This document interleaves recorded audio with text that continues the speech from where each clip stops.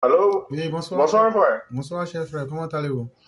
Ça va bien. Et Ok. chez toi? Dieu merci, tout va très bien. Ah, ouais. Ok. Donc, on va vous laisser la parole. Ok, mon frère. J'aimerais intervenir brièvement sur des points. Mon premier point, avant que je n'oublie, c'est une observation que j'ai pu faire. Je peux me tromper. Si je me trompe, tu me le dis. Je pense que ça revient toujours à ce qu'on dit à longueur de journée ici, là. Il faudrait que nous-mêmes, on respecte les lois qu'on se donne, right?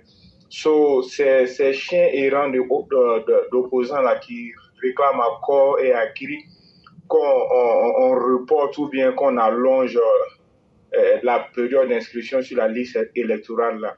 Moi, j'ai une analyse du fait que quand les gens disent que il n'y a pas d'engouement, les gens n'y vont pas.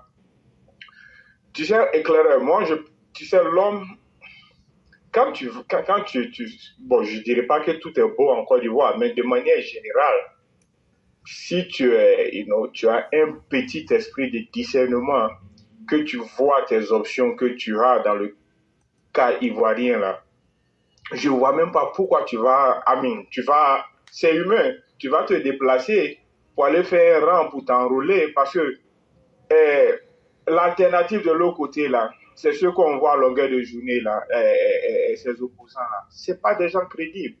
Et on a déjà quelqu'un qui est là, qui travaille déjà bien.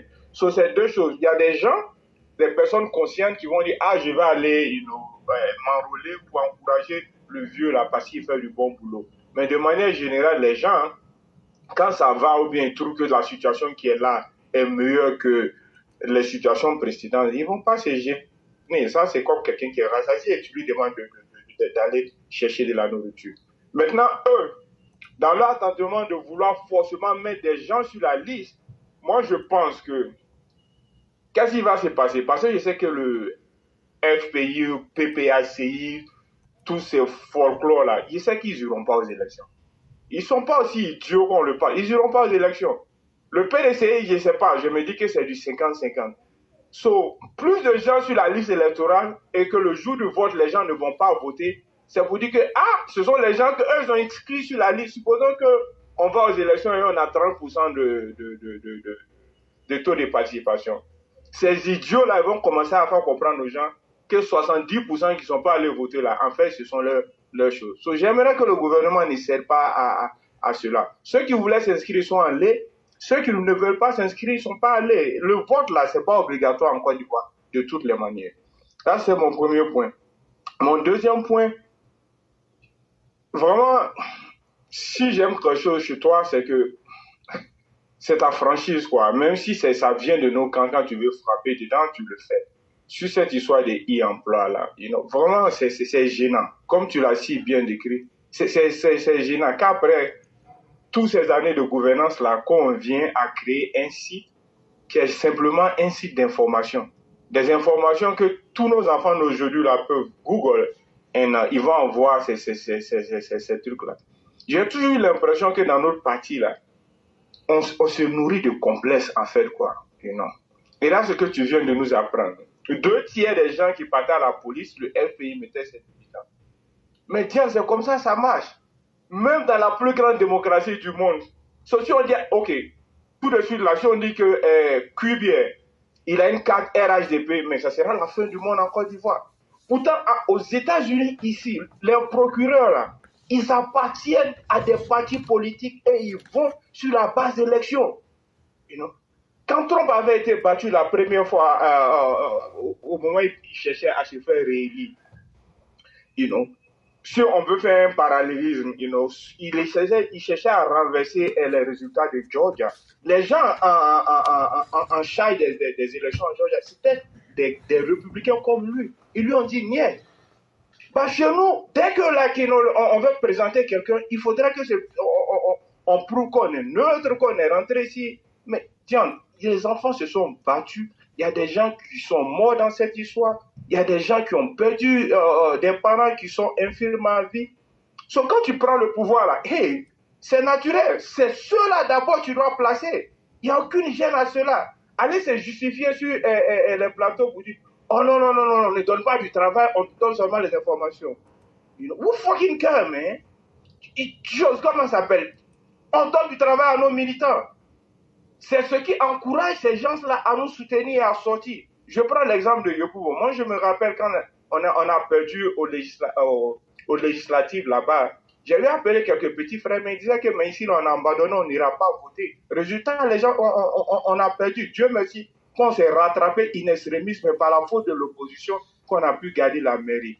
Je ne sais pas pourquoi on se nourrit toujours de complexes quand il s'agit du RHDP. Seulement, on est toujours là à vouloir se jouer. Je ne sais pas si il faut dire les justes, mais il y a plus juste que de s'occuper des siens. Tu ne peux pas laisser tes enfants affamés et puis aller donner de la nourriture dehors. Vraiment, j'aimerais que nos responsables ils voient ce côté-là. Ce complexe-là, il faut qu'on s'en débarrasse complètement. Aujourd'hui, là, c'est nous, on a les médias ouverts à des délinquants de toutes sortes. You know? Chez nous, tout le monde peut faire de la politique. Quand tu prends Blé Goudé ou bien ce salaud qui était hier sur NCI qu'on appelle Lago, ces gens-là, ils ont quel parcours professionnel? Ce que je vois, si aujourd'hui on dit que Gbagbo revient au pouvoir, c'est ceux-là qui seront les ministres et les choses au pays. Quoi. Mais où allons-nous? On se nourrit trop de complexes. Quoi. Il faudrait que on doit rien à ces gens-là. On doit notre gouvernance à la volonté et à la détermination de nos militants. Et ils doivent être compensés pour cela. You know? Vraiment, c'est ce que je voulais dire, un frère. Vraiment, il faut qu'on quitte dans ce complexe-là. Je ne sais même pas comment l'expliquer. Merci beaucoup. Merci infiniment. Et comme tu l'as dit, hein, c'est quand on a pris le pouvoir, on n'était pas complexé. Maintenant qu'on est au pouvoir, on a honte de nos militants. Et c'est là qu'on a peur maintenant des opposants, de qu'est-ce qu'ils vont penser de nous. Et c'est tellement un acte indigne que ça donne envie de vomir simplement. Et donc, on n'en parle même pas. C'est-à-dire que c'est au moment où vous avez le pouvoir. Le pouvoir, c'est comme une bête. Quand tu l'as, là, il faut nourrir pour la rendre plus forte. Eh oui. C'est tout. Mais nous, on a honte. Et on s'en va aider les ennemis. Jusqu'à même, ce sont les ennemis qui viennent faire la morale et puis on se justifie. Mais malheur à ces cadres qui sont dans cette posture-là. Mais continuez. Continuez, c'est très bien.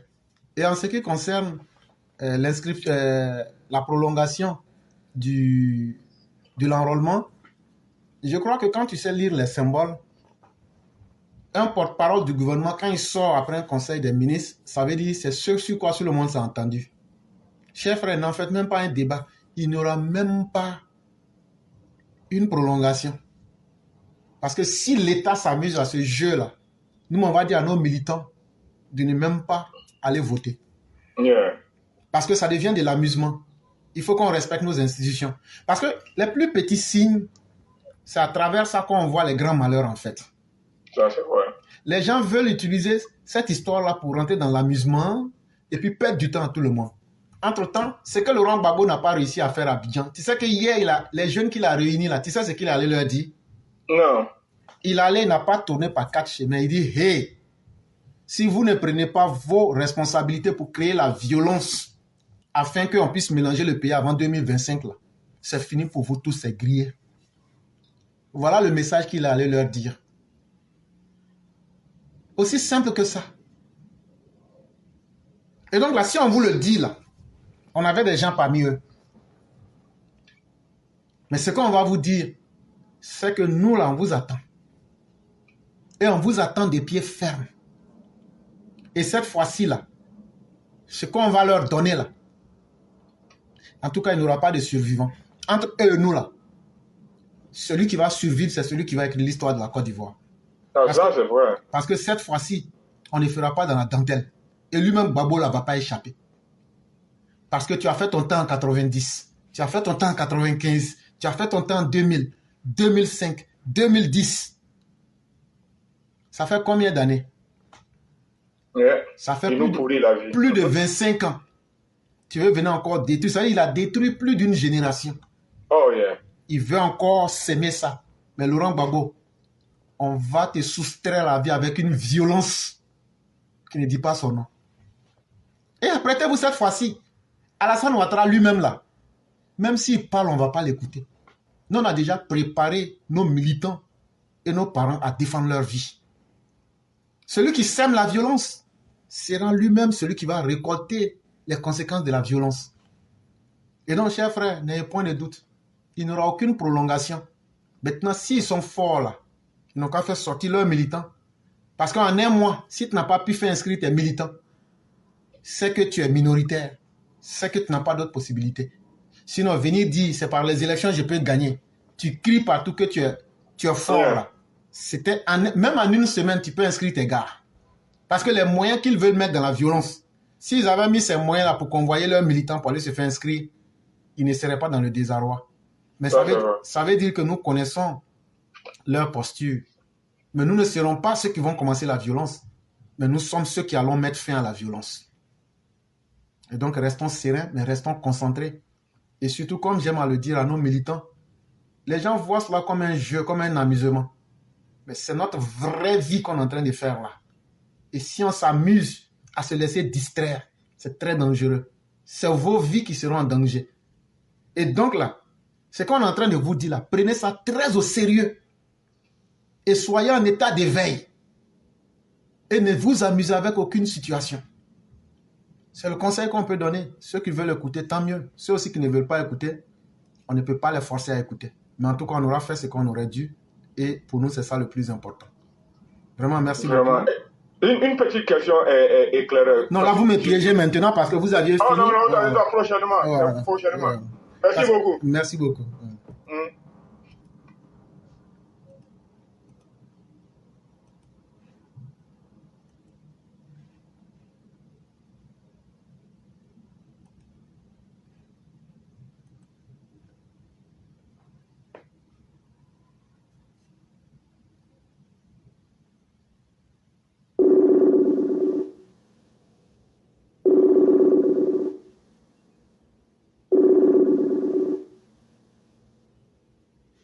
Allô?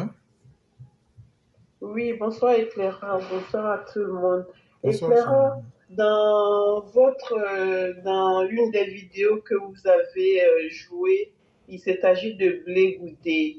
Et à cela, j'ai envie de dire brièvement sur les rangs passés à Thiam, que dans ce pays, en tout cas, je me demande combien d'intellectuels avons-nous, parce que quand on est intellectuel, on ne peut pas se dire intellectuel, se clamer être intellectuel sur les plateaux de télé, de débat en longueur de temps, et puis souhaiter en même temps qu'un voyou de la catégorie de blé goûté dont vous avez cité les crimes autrefois tout à l'heure dans la vidéo, on ne peut pas en même temps vraiment souhaiter que ce type-là soit déjà même candidat de là à aller encore même nous gouverner un jour. Franchement, quel type d'intellectuel avons-nous en Côte d'Ivoire? Et c'est ça ma question par rapport à Blé Goudé en fait, quoi. Sinon, franchement, ça donne envie de vomir. Et franchement, ça m'irrite quand il s'agit de Blé Goudé, je vous assure. Mais néanmoins, permettez-moi de passer à Thiam. Je regarde Thiam Éclaireur et puis je me remémore les fondateurs du régime Laurent Gbagbo qui a été une catastrophe d'ailleurs, les refondateurs. Je dis, mais vous les supposés intellectuels, comme je le citais tout de suite, et vous les supposés intellectuels et d'autres types d'Ivoiriens aussi pour les mélanger tous ensemble, vous faites confiance en un imposteur comme du degré de Thiam qui s'est clairement détourné de la Côte d'Ivoire. Nous l'avons tous vu. Au moment de ces difficultés, de toutes ces difficultés qu'a connues la Côte d'Ivoire, il s'en est détourné.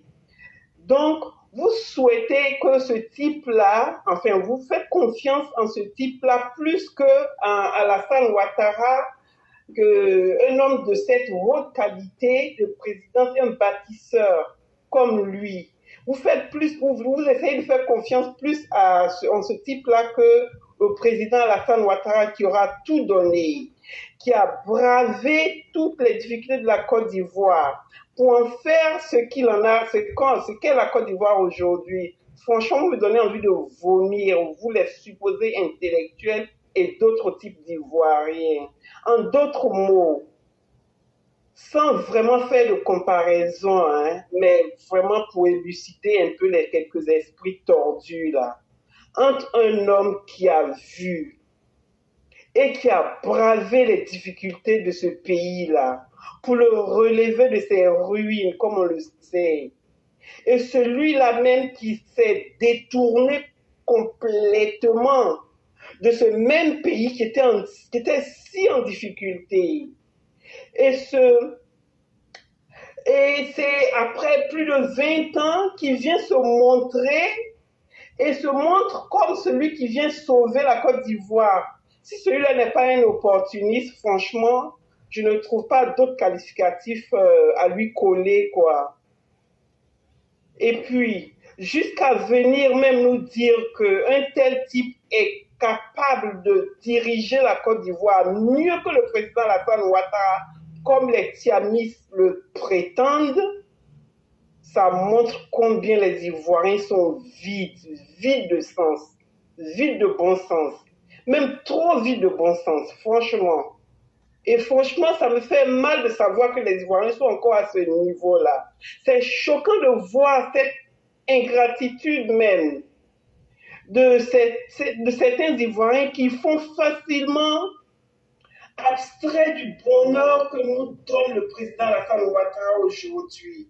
Après ce que nous avons, après ce que nous ont montré, les différentes successions après Houphouët-Boigny, jusqu'à ce que, heureusement d'ailleurs, nous ayons cette chance d'avoir le président Alassane Ouattara, la grâce de Dieu pour la Côte d'Ivoire. Franchement, l'Ivoirien est décevant, il est même écœurant par moments. Vous voulez vraiment nous risquer l'avenir radieux et promis du président Alassane Ouattara qui nous a fait le plus difficile jusqu'à maintenant, le plus difficile qu'il y avait, et qui va maintenant nous sublimer cette chose-là. Vous voulez vraiment que nous risquions encore cela. Sachez que nous n'allons pas pouvoir nous relever d'une nouvelle catastrophe si malheureusement, si par malheur ça adviendrait. Sachez-le, gardez-le dans le coin de votre tête parce que vraiment, c'est une catastrophe que vous nous faites courir. Vous êtes en train de nous demander même de mettre dans les mains d'un imposteur de ce degré-là le pouvoir de manière prête à manger. C'est-à-dire que nous, on prépare et puis on lui donne et puis il mange. C'est ce que vous nous demandez à la fin. À ce personnage quelconque, franchement, ne nous demandez, n'allez pas jusqu'à ce niveau-là. Tidiane Thiam, nous, comment j'allais dire ça, avec, enfin, ce Tidiane Thiam dont vous faites la plaidoirie, je vais dire, comment je peux qualifier ça déjà, fallacieuse, que son profil se rapprocherait de Alassane Ouattara, ce qui ne sera jamais le cas, vous le savez. Avec toutes ces casseroles que ce monsieur y traîne, cet imposteur Tidiane Thiam, cela ne sera jamais possible. Parce que, pourquoi il ne sera pas possible? Parce que Tidiane Thiam, il est sale. Il est suffisamment stable pour que la Côte d'Ivoire ne lui tombe jamais dans les mains. Parce que Tidiane Thiam n'est pas de ceux-là qui aiment la Côte d'Ivoire. Et ça se voit d'ailleurs.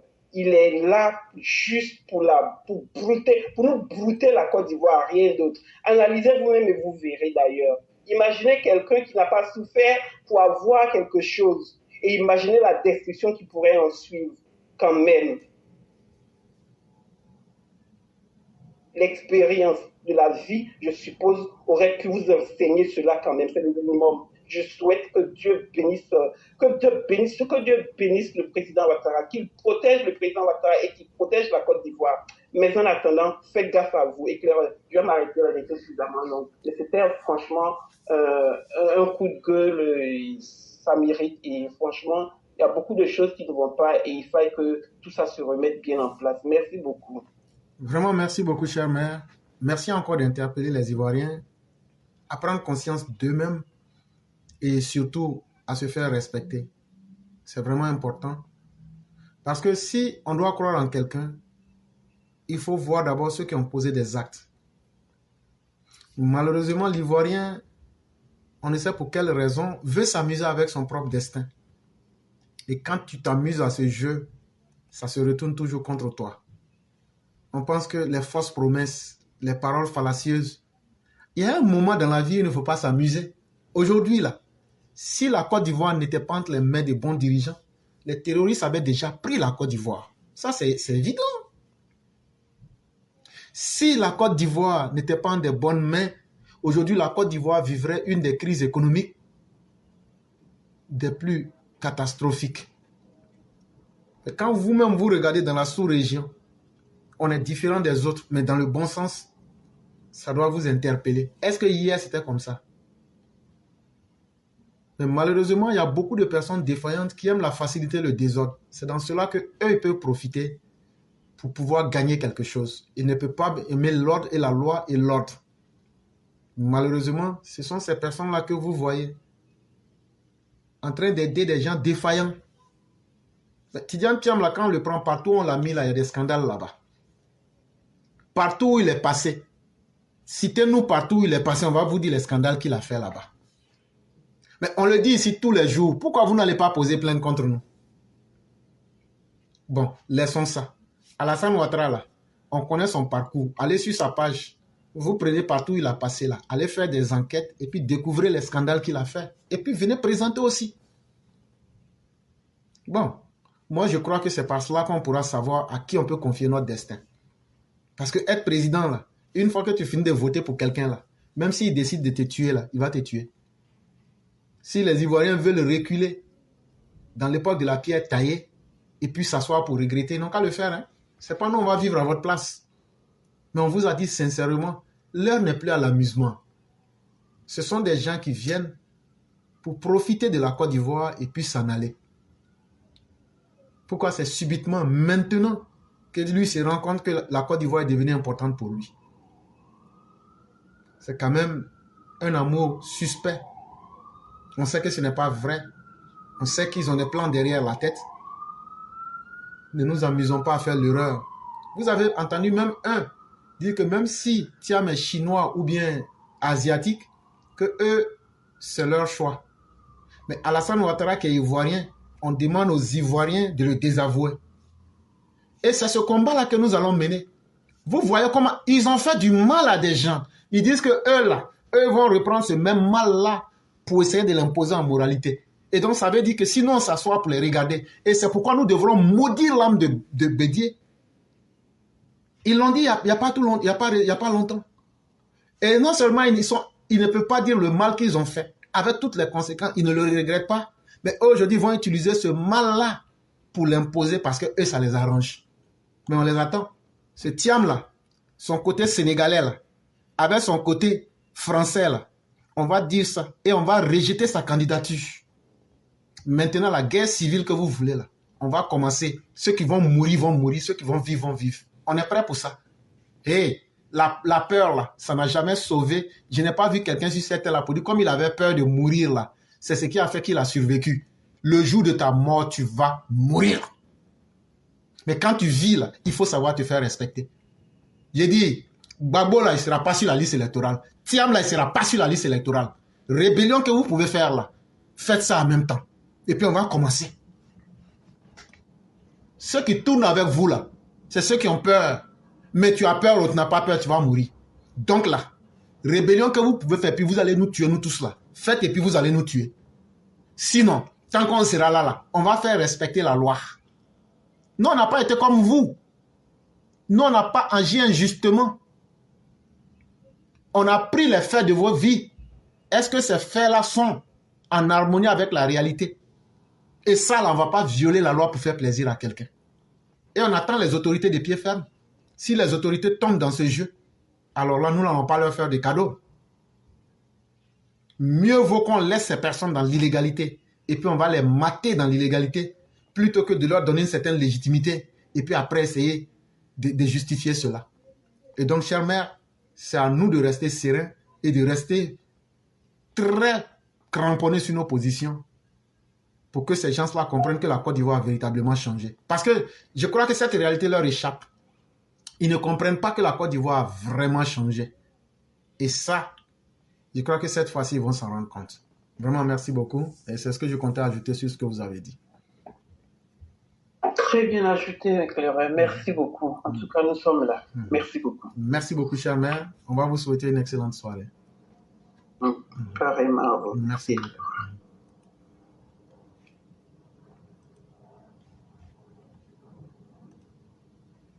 Ah, ça veut dire, Alassane Ouattara, là, Ivoirien, il dit, mon père vient de Congo, ma maman vient de Guinée. C'est lui, vous avez transformé en étranger. À cause de lui, vous avez pris le risque d'aller faire guerre civile. Maintenant, là, c'est nous, on est au pouvoir. Ce que vous avez fait, là, on va vous retourner la même chose. Allez faire aussi votre rébellion. Et puis, vous allez diviser le pays, là aussi. Ceux qui ont honte, mais qui ont peur, là, c'est votre problème. Parce que si c'est vous qui devriez décider selon vos bons vouloirs comment la Côte d'Ivoire doit fonctionner, avec vos propres règles dans le désordre, c'est que la Côte d'Ivoire là, ne mérite plus d'être là. C'est que chacun va prendre sa partie de la Côte d'Ivoire et puis on va se séparer. Mais comme on a décidé de vivre ensemble là, on va se respecter tous. Ou bien on va se combattre jusqu'à ce que chacun prenne conscience. Nous, on ne va jamais vous combattre sur le fond. Hein. Si Alassane Ouattara, là, vous aviez prouvé qu'il était burkinabé, là, nous, on n'allait jamais le suivre. Mais votre Tidiane Thiam, là, allez sur son Wikipédia. Lui-même, il dit qu'il est franco-ivoirien. On dit que le candidat il doit avoir un des parents qui est d'origine ivoirienne. Il n'a aucun de ses parents qui est d'origine ivoirienne. Et vous pensez que parce que vous l'avez amené, de la même manière que vous sortez de vos gueules, là, qu'il est chinois, là, mais vous, c'est votre candidat, là. C'est comme ça aussi, on va l'éliminer pire et puis on va voir ce que vous pouvez faire. Bande d'ignorants, bande de mécréants que vous êtes, bande de philistins impies que vous êtes. Ce que vous voulez faire là, nous on est pressés. C'est pas la mort là. C'est pas ça qui effraie les gens. Nous on est pressés. Nous-mêmes on est pressés. Là quand c'est comme ça là, il y a un côté qui va plus exister et puis chacun sera en paix.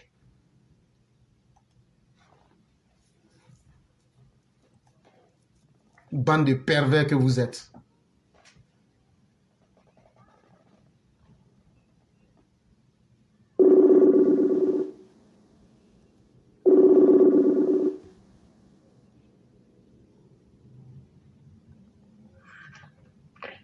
Allô? Oui, bonsoir, chère mère, comment allez-vous? Bonsoir, éclaireur, je vais très bien, merci. Okay, et chez vous? Grâce à Dieu, tout va très bien. Et la petite famille? Tout le monde va bien, merci. Dieu merci. Que Dieu fasse grâce. Amen, Okay. amen. Donc, on va vous laisser la parole. Ok, merci de me donner la parole ce soir. Ben, ça valait le coup d'attendre parce que vous savez l'heure qu'il fait à Paris. Hein. Mais vraiment, c'est un grand plaisir de pouvoir m'exprimer un peu, de faire apporter ma contribution parce que voilà, on est tous concernés par ce qui se passe, l'actualité ivoirienne et tout. Donc, en tout cas, je dis bonsoir à tout le monde. À vous, éclaireurs, je dis bonsoir et merci pour tout le boulot que vous faites. Hier, on était sur TikTok. Je vous ai abandonné en chemin parce que vu qu'il était tard. Et vraiment, j'ai apprécié votre intervention. Merci d'avoir eu l'idée de l'enregistrer parce que des fois, vous faites des interventions, mais ce n'est pas enregistré. Et donc, quand on n'est pas là, on loupe beaucoup de choses. Vraiment, merci. Et vous nous félicitiez à un moment, vous nous avez félicité, mais éclaireur, figurez-vous que nous sommes vos élèves et c'est vous qui nous donnez les éléments de langage. Voilà. Si aujourd'hui, on peut parler, on peut s'exprimer sur l'actualité, sur tous les sujets, c'est aussi grâce à vous. Parce que vous savez, hein, moi, à la base, je suis timide, mais aujourd'hui, je peux parler. Voilà. Franchement, merci beaucoup. Merci de m'avoir formé. Voilà, je vous tire le chapeau. Merci. Merci beaucoup. Voilà. Donc, ceci dit, éclaireur, franchement, encore merci de nous avoir fait remonter le temps. Et moi, j'ai un regret, c'est que j'ai quitté la Côte d'Ivoire très tôt, en 89. Et quand le président Ouattara arrive, quand Houphouët-Boigny fait appel au président Ouattara, moi, j'étais plus là. Donc, j'ai pas vu les débuts du président Ouattara. J'ai pas vu tout ce qu'il avait apporté, il a apporté à la Côte d'Ivoire en son temps. Le marasme économique dans lequel on était et dont il nous a sorti vraiment. Quand vous nous avez relaté tout ça, je dis waouh, waouh. Et pour moi, le président Ouattara ne fait que confirmer le fait qu'il est le meilleur de sa génération. Parce que, pour moi, quand il arrive, quand Houphouët-Boigny appelle le président Ouattara, j'espère que vous m'entendez, hein. Oui, je parle tellement vite. Non, on vous entend. Ok, merci. Donc voilà, donc le bilan il est positif, hein. Il a été positif depuis les années 90 et en 2011 jusqu'à maintenant, le président Ouattara ne fait que confirmer. Donc il est dans la droite ligne de ce qu'il sait faire le mieux, c'est-à-dire vraiment penser au développement de la Côte d'Ivoire, permettre à la Côte d'Ivoire de se remettre vraiment sur les rails. Et c'est ce qu'il continue de faire. Donc pour moi, je me dis, franchement, c'est parce qu'il faut passer par des élections. Sinon, normalement, on devait reconduire le président Ouattara à la tête de la Côte d'Ivoire sans passer par des élections, parce que il a tellement apporté à cette Côte d'Ivoire. Quand il arrivait, il a dit moi je viens pour le développement de la Côte d'Ivoire, et c'est ce qu'il fait, et on le voit, les réalisations sont là, les preuves sont là. Donc franchement, moi je trouve que ce monsieur, il aime les Ivoiriens, c'est le vrai fils de la Côte d'Ivoire, et il n'est pas venu pour profiter de la Côte d'Ivoire. Au contraire, il est venu pour distribuer le bonheur aux Ivoiriens. Il pense à la postérité. Comment on dit ça? Postérité. Bon, bref, je vais arrêter avec ce mot-là. Non, allons-y. Postérité. Voilà, merci beaucoup. Okay. Postérité, pour les générations futures en fait. Voilà, donc vraiment, on dit merci au président Ouattara de continuer de développer la Côte d'Ivoire, de continuer à faire des réalisations. Voilà pourquoi nous, on souhaite qu'en 2025, qu'il soit encore là, parce que tous les chantiers qu'il a initiés, tous les chantiers qu'il a entamés, il faudrait qu'il soit vraiment là en 2025 pour les inaugurer, parce que voilà, personne d'autre ne doit le faire à sa place. Voilà, vraiment, moi, on porte le président Ouattara dans notre cœur et on aimerait que vraiment il reste le plus longtemps possible avec nous. Voilà pourquoi nous prions sans cesse pour que Dieu lui accorde la santé, la longévité, pour que vraiment on puisse continuer avec le président Ouattara. Et je vais terminer sur Gbagbo Laurent. Gbagbo Laurent, je ne sais pas ce à quoi il pense. Je ne sais pas sur quoi il compte. Voilà. Parce que quand on l'a entendu dernièrement, je ne sais pas si c'était avant-hier, il nous parle du fait qu'en 2025, il pense qu'il va remporter les élections de 2025, alors qu'il n'est pas sur la liste électorale. Voilà. Moi, je ne sais pas à quoi il joue. Voilà. Parce qu'il nous dit que le plan B, il n'envisage pas de plan B. Voilà. Parce que le plan B, pour lui, c'est lui, en fait. Voilà. Donc, ça veut dire que, comme vous l'avez dit tout à l'heure, éclaireur, il est dans un schéma. Voilà, le schéma de s'aimer le chaos, le schéma de la violence comme il sait le faire. Voilà. Et donc, nous disons que de toutes les façons, ça ne va pas se faire, ça ne va pas prospérer la violence ils ont envie de nous servir. Voilà. Et que de toutes les façons, moi je pense que ce Gbagbo-là, c'est, comment je pourrais dire ça, c'est le blocus, hein, peut-être qui le guette. On va pas attenter à sa vie, je ne pense pas. Mais si jamais il s'entête, il ose, je pense que on va lui imposer, ou on va lui imposer le blocus. Le blocus qu'il a imposé au président Ouattara au Golfe, eh ben c'est ce qu'il va subir aussi si jamais en 2025 il fait sortir ses partisans dans la rue pour s'aimer le désordre. Voilà, il sera rendu responsable. Voilà, puisqu'il n'est pas capable de se rétracter, ou du moins de dire que finalement il ne va pas concourir parce que de toutes les façons il n'est pas sur la liste électorale. Moi je pense que ça serait sage de sa part d'opter pour cette solution-là, de prendre sa retraite politique. Et puis j'ai entendu son épouse Nadi Gbagbo qui a initié un footing, et à l'occasion de ce footing qui disait que oui, on ne peut pas parler de politique tout le temps. Mais en fait, il n'y a pas de cohérence parce que son époux, au fond, s'accroche. Il voudrait être de la course à la présidentielle. Donc, moi, je pense qu'il faudrait plutôt que Nadi parle à son époux pour qu'il prenne de sages décisions pour prendre sa retraite politique. Voilà, parce qu'il faudrait qu'il le fasse maintenant avant que ce ne soit trop tard. Voilà, parce que sinon, il risque vraiment gros. C'est ce que je voulais dire, éclaireur. Et encore, merci à tout le monde. Merci à tous ceux qui contribuent d'une manière ou d'une autre. Voilà ce que je voulais dire. Merci beaucoup, éclaireur. Je laisse la parole. Merci. Vraiment, merci beaucoup, chère mère. Merci surtout pour ce que vous dites. Vous savez, chacun vit son destin comme il le veut. Et il y a une chose qui est évidente. Gbagbo a choisi un mode de vie qui est de détruire la société avant de s'en aller. Mais ce qu'il a oublié, c'est qu'il y a aussi certains qui ont dit que nous n'allons pas accepter que cela se passe. Si 2025 doit être la fin de ce mauvais système qu'il veut installer, que Laurent Gbagbo sache qu'il aura des femmes et des hommes déterminés, 10 fois plus déterminés que lui et ses partisans, à mettre fin à la chienlit qu'ils ont fait vivre en Côte d'Ivoire. On le dit, mais les gens s'amusent. 2025 sera la fin d'un cycle où les uns et les autres comprendront.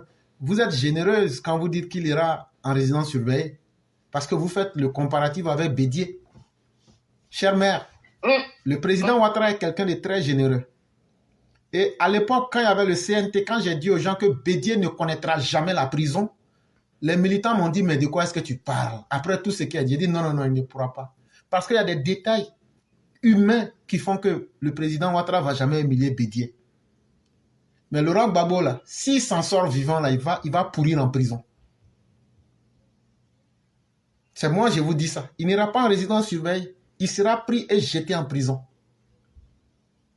Ça, s'il s'en sort vivant, ça veut dire que si le président Ouattara trouve des dispositions pour que, avant que les militants et les militaires de la Côte d'Ivoire n'arrivent là-bas, là, si le président Ouattara trouve des éléments pour l'enlever, là, c'est la prison. Sinon, si avant ça, il y a des gens qui ont passé là, c'est finira, on va organiser.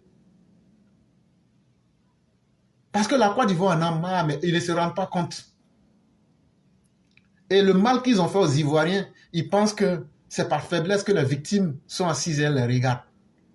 Mais la rage et la haine qui est dans nos cœurs contre ces impénitents, contre ces inconscients qu'ils sont, si on a l'occasion, on ne va pas se priver. Parce qu'on n'a jamais vu la justice être correcte à l'avantage des victimes. Ça a été toujours à l'avantage des politiciens. Mais 2025, là, ce paradigme-là va changer. Donc, vraiment, merci à vous. On va vous souhaiter une excellente soirée et surtout un très bon début de semaine. Ok, merci bien, pareillement, et bonne fin d'émission. Merci. Merci beaucoup, chère mère.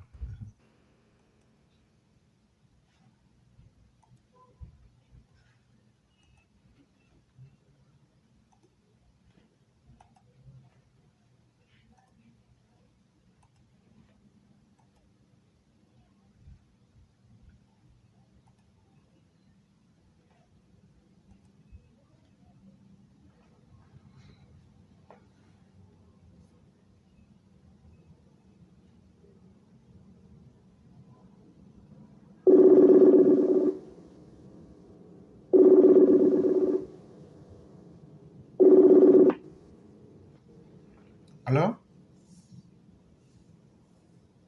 Allô? Oui, bonsoir, cher frère. Comment allez-vous? Oui, bonsoir, cher frère Claude. Comment allez-vous? Je vais très bien chez vous. Dieu merci, tout va bien. J'espère que la journée s'est bien passée. Très bien. Et de votre côté? On ne se plaint pas, grâce à Dieu, ça va. Donc, on va vous laisser la parole. Oui.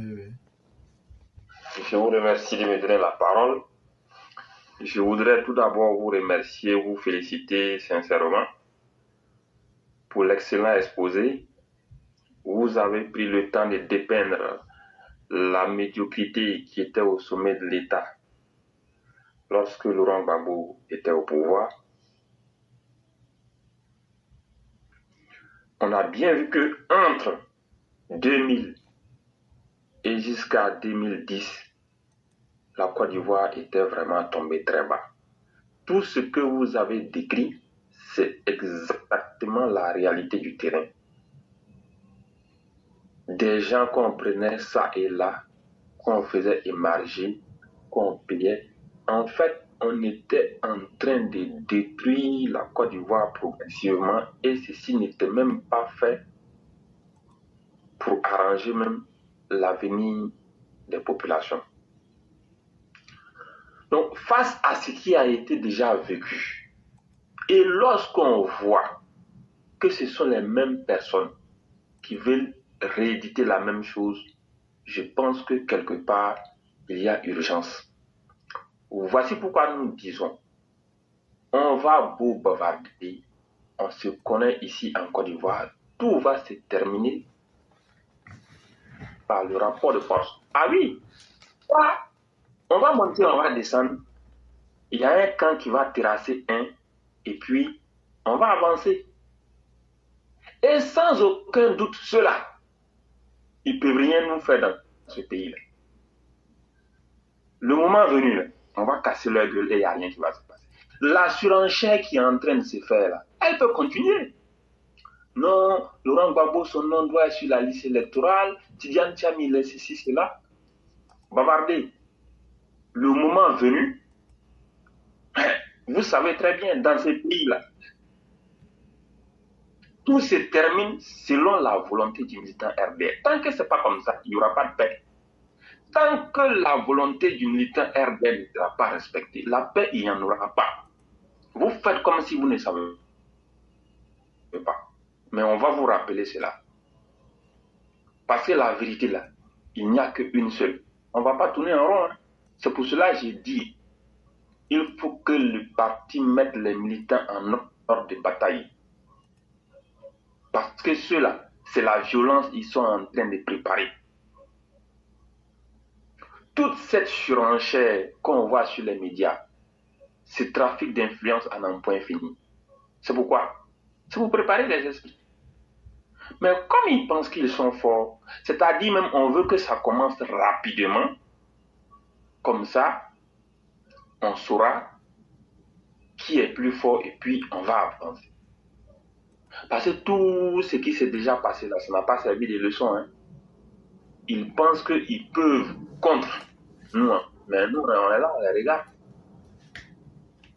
Vous allez voir notre colère, la colère des militants RHDP va s'abattre le moment venu sur cette opposition. Et c'est là qu'elle va comprendre qu'en Côte d'Ivoire, il ne faut pas jouer avec le feu.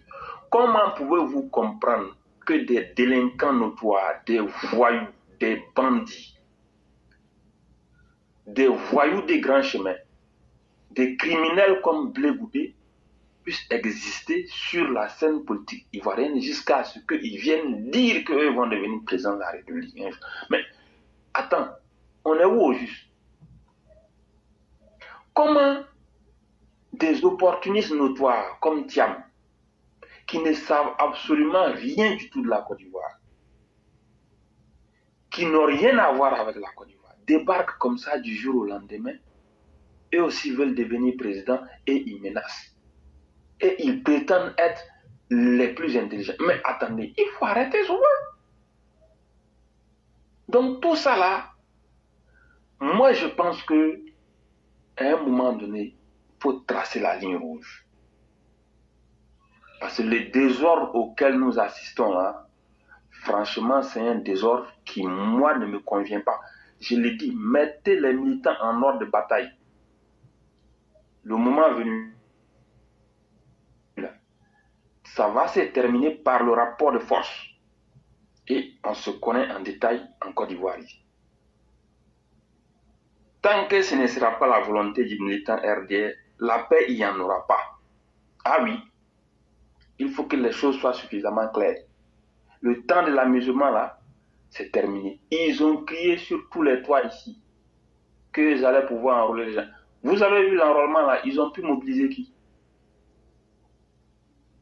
Mais ils demandent prolongation. Prolongation, là, c'est pourquoi? Débordement des calendriers. Et puis vous allez parler de transition. On vous regarde, on verra bien la suite. Donc, partant de cette base-là, moi je dis dans les mois qui vont suivre, là, il faut durcir le ton.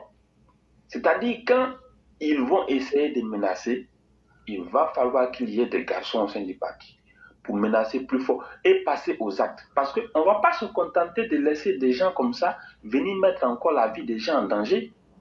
Ça, on ne peut plus accepter. Hein? Donc, il faut que le RHDP même soit plus dur que prévu. Et on va voir de quoi ils sont capables. Ils ont crié sur tous les toits ici. Non, qu'il y a les déguerpissements qui se font. Mais est-ce qu'il fallait laisser les gens indéfiniment dans des bas-fonds, dans des lieux à risque? Non. À un moment donné, il faut prendre ses responsabilités. Et vous avez bien vu, il y a des logements qui sont en construction pour ces déguerpis-là.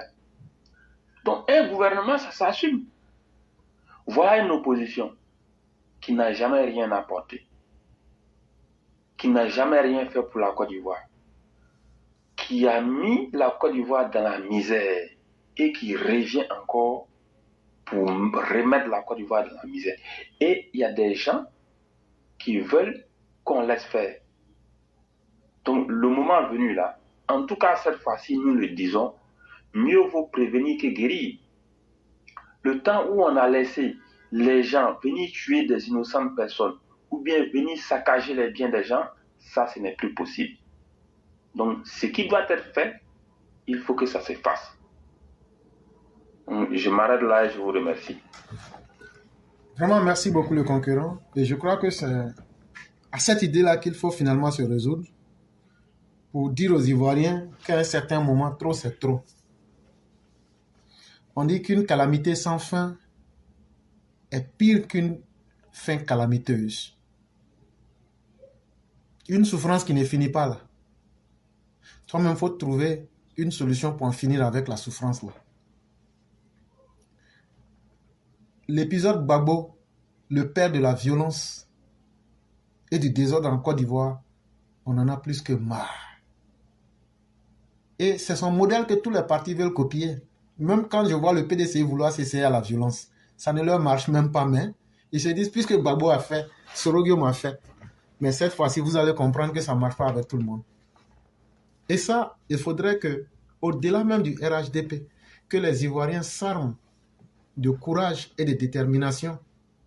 Quand ces criminels-là vont sortir pour désorganiser notre vie, il faudrait qu'on les neutralise le plus tôt possible. Vous n'allez pas venir empêcher quelqu'un qui doit chaque jour sortir pour aller chercher sa nourriture. Quel est votre droit à venir empêcher une telle personne alors que vous avez des milliards volés qui sont cachés dans vos comptes? Vous avez des milliards parce que vous faites simplement de la politique. Vous faites payer des milliards à des gens que vous empêchez d'aller chercher leur pain quotidien. Quand vous faites vos violences là, celui que vous empêchez, alors que s'il ne sort pas aujourd'hui pour aller chercher à manger, il n'aura pas à manger là. Vous, pour lui, ce n'est pas un être humain. Et en plus de cela, vous gâtez les biens des gens. Est-ce que les biens que vous gâtez là, eux vous ont dit qu'ils sont FPI, PPACI, PDCI, RDA ou même quoi que ce soit? Non. Vous avez fait un choix qui est clair. C'est le choix de vous imposer par la violence. Comme si on était dans une société de sauvages. Parce que pour vous, être en politique, c'est faire preuve de sauvagerie. Mais vous allez comprendre que la jungle, là, ça n'appartient pas à une seule personne. La sauvagerie, là, il n'y a pas une école pour ça. Et chers Ivoiriens, c'est à cela qu'il va falloir vous apprêter. Vous devez défendre vos vies, défendre la vie de vos familles contre cette bande de malfaiteurs qui se fait appeler opposants, alors qu'en réalité, ce sont des criminels qui se cachent derrière la politique. Et toujours, ils s'en sortent à bon compte. Ils ne sont jamais jugés, ils ne sont jamais punis de leurs actes. Comme si vos vies ne valaient rien. Apprêtez-vous cette fois-ci. On ne parlera pas de justice. On parlera de la loi du talion. Et ça va se faire en direct pour que définitivement les Ivoiriens se respectent et que nous soyons tous forcés à une prise de conscience. Vraiment, merci le concurrent. On espère que les uns et les autres auront bien compris le message. On va vous souhaiter une excellente soirée et bien des choses à toute la famille. Excellente soirée, bonne émission à tout le monde. Merci beaucoup.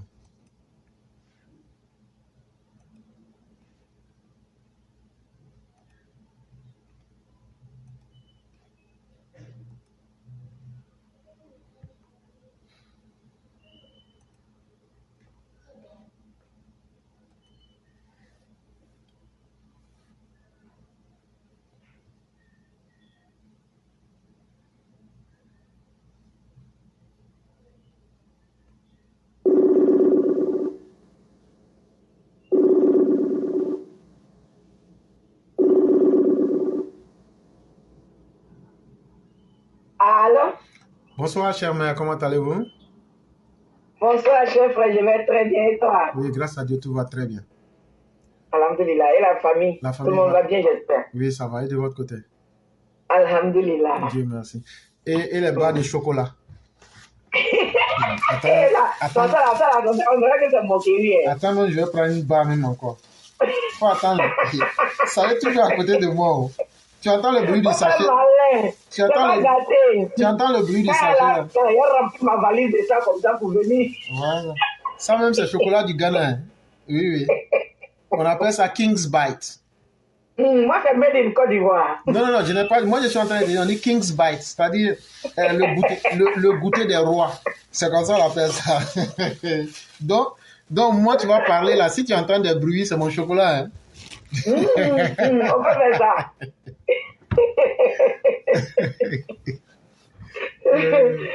Vas-y, chef.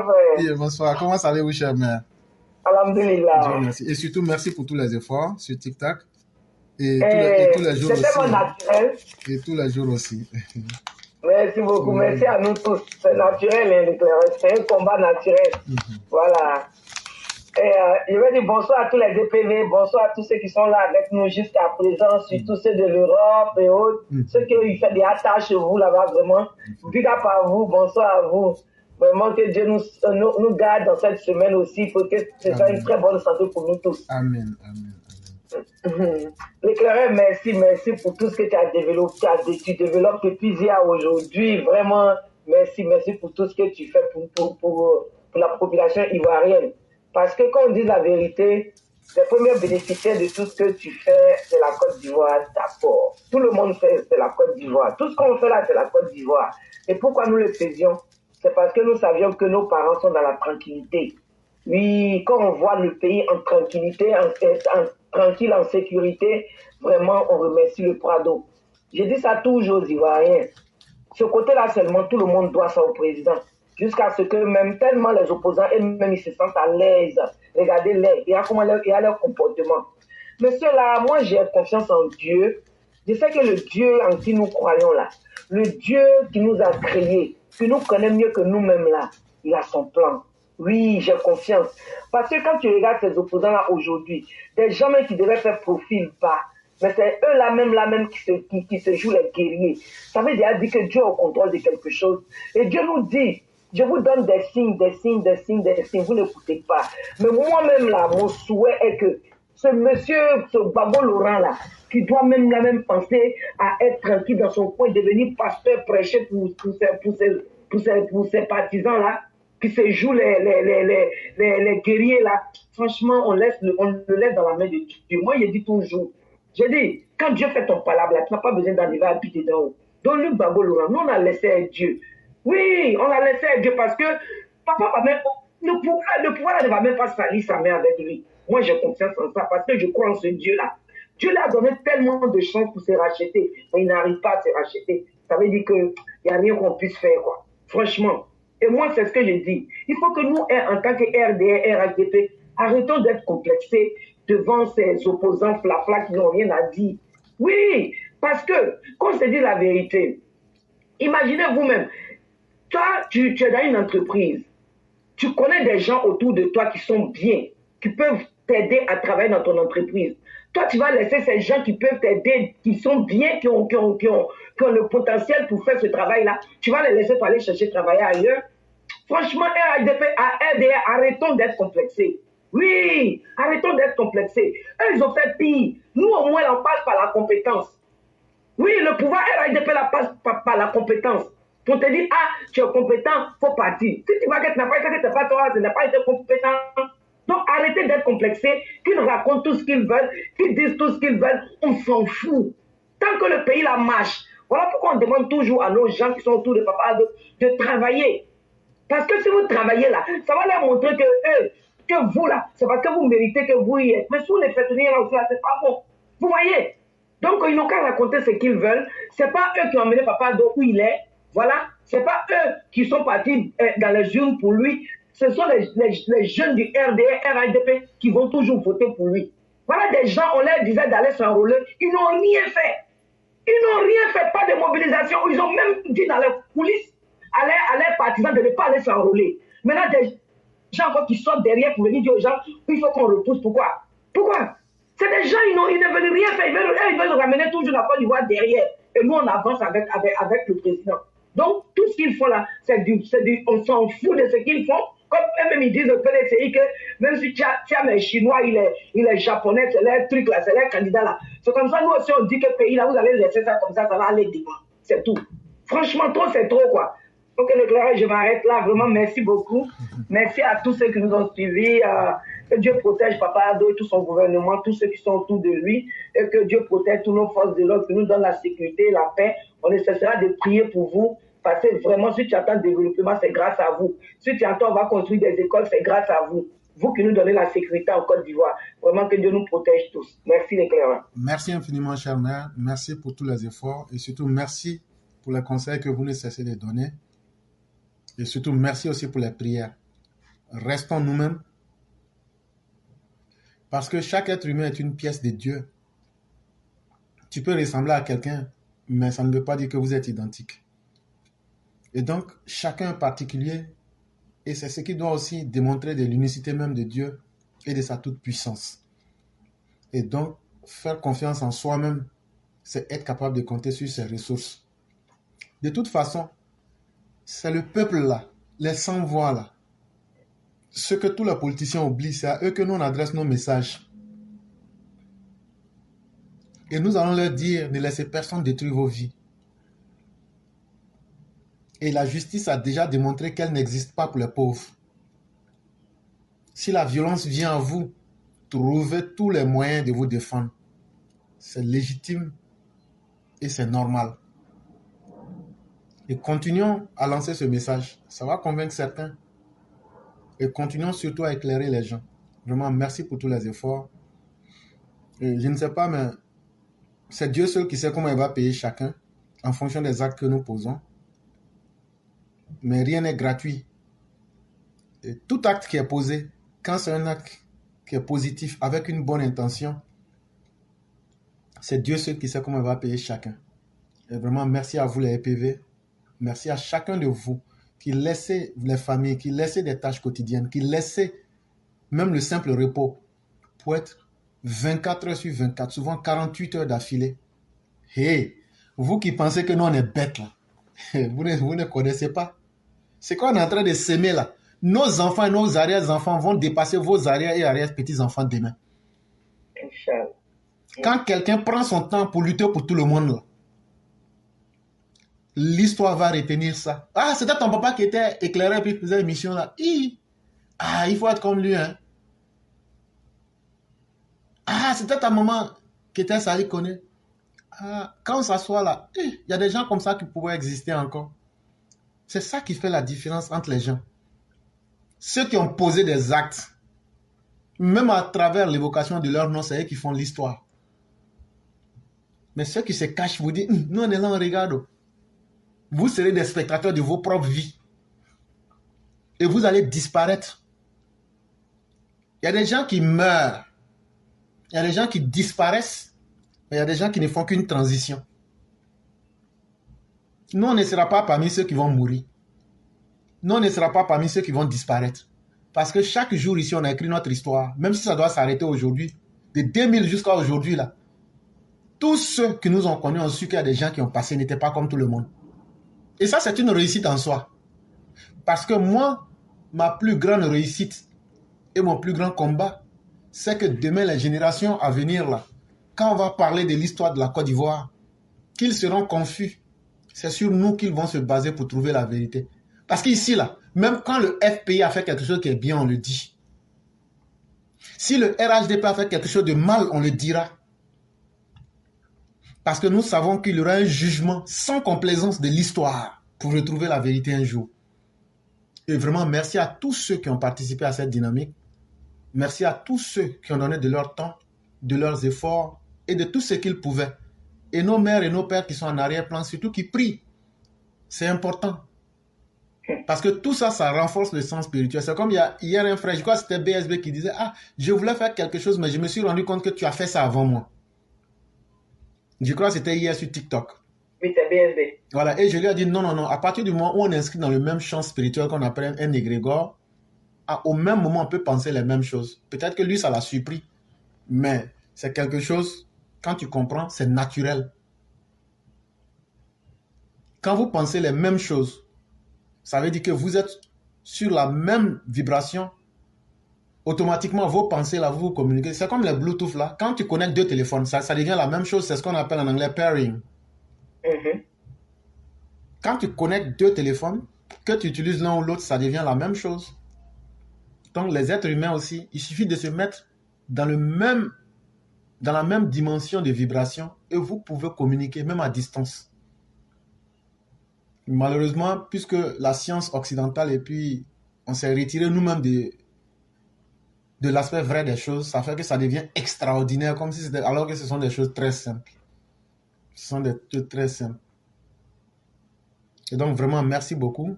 Et on va vous laisser vous reposer.